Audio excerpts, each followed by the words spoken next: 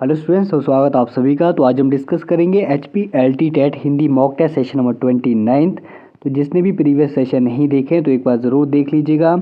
और आज के सेशन में हम डिस्कस करेंगे हिंदी भाषा और उसका विकास के मोस्ट इंपॉर्टेंट क्वेश्चन, यानी भाषा अध्यापक के मोस्ट इंपॉर्टेंट क्वेश्चन हम डिस्कस कर रहे हैं। तो वीडियो को शुरू से लेकर लास्ट तक देखिएगा। जितने भी क्वेश्चन हम डिस्कस कर रहे हैं आपके LT टेट के लिए काफ़ी ज़्यादा इंपॉर्टेंट है। और जो भी स्टूडेंट्स हमें रेगुलर फॉलो कर रहे हैं तो वीडियो को ज़्यादा से शेयर कीजिएगा और हमारी इस टारगेट फोकस फैमिली को और बड़ा करने में मदद कीजिएगा। और साथ ही साथ जो भी हमारे साथ आज नए जुड़े हैं तो चैनल को सब्सक्राइब कीजिएगा और बेल आइकन को प्रेस कीजिएगा ताकि हमारी वीडियोज़ की नोटिफिकेशन आप सभी तक सबसे पहले पहुंच सके। तो कंटिन्यू कर लेते हैं आज के सेशन को। तो क्वेश्चन है, डैश हिंदी के अंतर्गत आने वाली बोलियां हैं। तो आपको बताना है कि हिंदी के अंतर्गत आने वाली बोलियां कितनी है। ऑप्शन दे रखे हैं 15, 5, 18 या फिर 10। तो जल्दी से चूज़ कर लीजिएगा। हिंदी के अंतर्गत आने वाली बोलियों की संख्या कितनी है। आप सभी ने चूज़ कर लेगा तो ऑप्शन नंबर सी सही हो जाएगा, 18।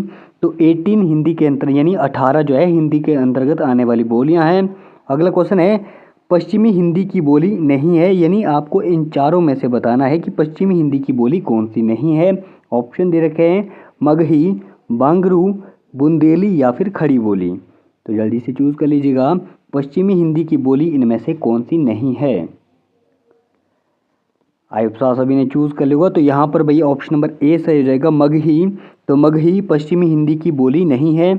तो अगला क्वेश्चन है, अवधि डैश के अंतर्गत आती है, यानी आपको बताना है कि अवधि जो है किसके अंतर्गत आती है। ऑप्शन दे रखे हैं बिहारी, पश्चिमी हिंदी, राजस्थानी या फिर पूर्वी हिंदी। तो जल्दी से चूज़ कर लीजिएगा, अवधि किसके अंतर्गत आती है। आप सभी ने चूज़ कर लिया होगा तो अवधि आती है भाई आपके पूर्वी हिंदी के अंतर्गत। ऑप्शन नंबर डी सही हो जाएगा। अगला क्वेश्चन है, निम्नलिखित में से कौन सी बोली बिहारी हिंदी की नहीं है, यानी आपको इन चारों में से बताना है कि इनमें से जो है कौन सी बोली बिहारी हिंदी की बोली नहीं है। ऑप्शन दे रखे हैं मारवाड़ी, भोजपुरी, मगही या फिर मैथिली। तो जल्दी से चूज़ कर लीजिएगा, निम्नलिखित में से कौन सी बोली बिहारी हिंदी की नहीं है।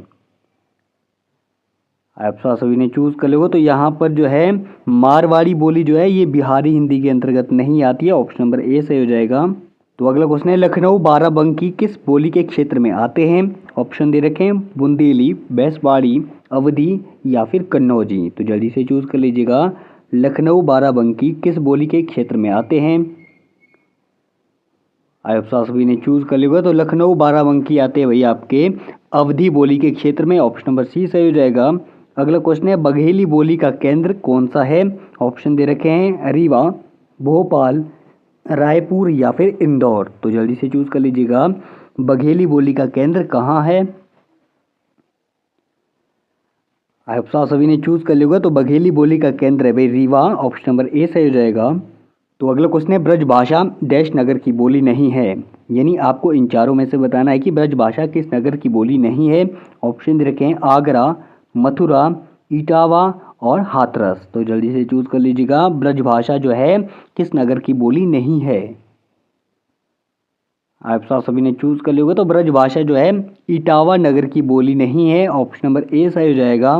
अगला क्वेश्चन है, इंदौर उज्जैन में बोली जाने वाली बोली को क्या नाम दिया गया है। ऑप्शन दे रखे हैं छत्तीसगढ़ी, मालवई, बघेली या फिर मारवाड़ी। तो जल्दी से चूज़ कर लीजिएगा, इंदौर उज्जैन में बोली जाने वाली बोली को क्या नाम दिया गया है। आप सभी ने चूज़ कर लिया होगा तो इंदौर उज्जैन में बोली जाने वाली बोली को नाम दिया गया है बघेली। ऑप्शन नंबर सी सही हो जाएगा। तो अगला क्वेश्चन है, नैनीताल के आसपास बोली जाने वाली बोली का नाम क्या है। ऑप्शन दे रखे लहंदा, नेपाली, कुमायूनी या फिर गढ़वाली। तो जल्दी से चूज़ कर लीजिएगा, नैनीताल के आसपास बोली जाने वाली बोली का नाम क्या है। आप सभी ने चूज़ कर लिया होगा तो नैनीताल के आसपास बोली जाने वाली बोली का नाम है कुमायूनी। ऑप्शन नंबर सी सही हो जाएगा।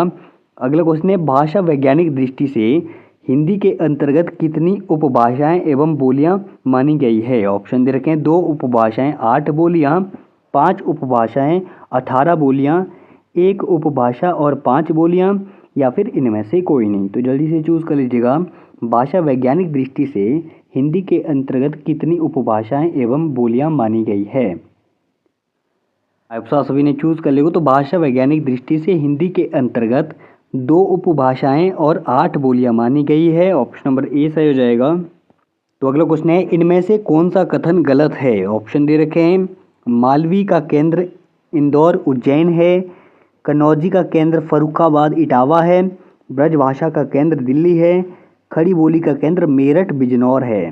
तो जल्दी से चूज कर लीजिएगा, आपको इन चारों में से बताना है कि कौन सा कथन गलत है। आप सभी ने चूज कर लिया। तो मालवी का केंद्र इंदौर उज्जैन है, ये कथन सही है भाई।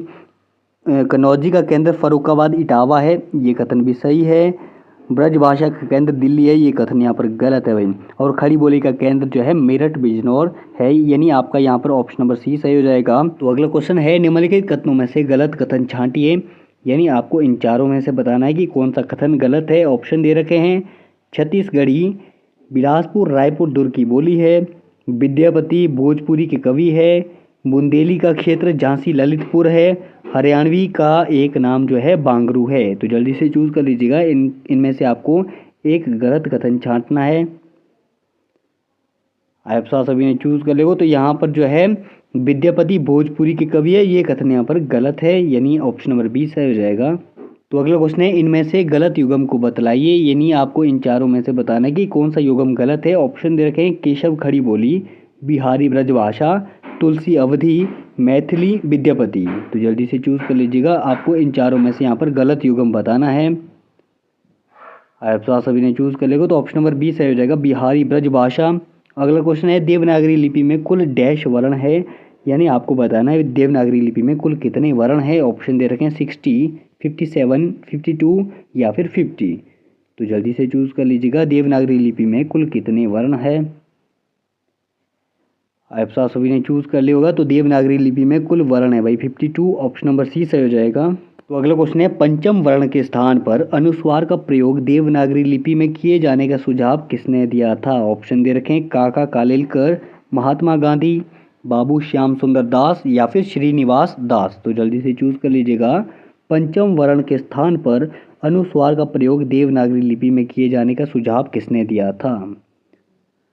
आप सभी ने चूज कर लिया। तो पंचम वर्ण के स्थान पर अनुस्वार का प्रयोग देवनागरी लिपि में किए जाने का सुझाव दिया था बाबू श्याम सुंदर दास ने, ऑप्शन नंबर सी सही हो जाएगा। अगला क्वेश्चन है, उत्तर प्रदेश सरकार ने 1947 में लिपि सुधार समिति का गठन किसकी अध्यक्षता में किया था। ऑप्शन दे रखे हैं, आचार्य रामचंद्र शुक्ल, आचार्य नरेंद्र देव, डॉक्टर राधाकृष्णन या फिर उपरोक्त में से कोई नहीं। तो जल्दी से चूज कर लीजिएगा, उत्तर प्रदेश सरकार ने 1947 में लिपि सुधार समिति का गठन किसकी अध्यक्षता में किया था। आप सभी ने चूज कर लिया। तो उत्तर प्रदेश सरकार ने 1947 में लिपि सुधार समिति का गठन किया था भाई आचार्य नरेंद्र देव की अध्यक्षता में, ऑप्शन नंबर बी सही हो जाएगा। तो आज के सेशन में इतना ही करते हैं। आशा करता हूँ आप सभी को आज का सेशन पसंद आया होगा। तो अगर पसंद आया हो तो लाइक शेयर सब्सक्राइब कीजिए टारगेट फोकस यूट्यूब चैनल को और बने रहिए हमारे साथ। तो बहुत जल्द मिलते हैं नेक्स्ट सेशन में।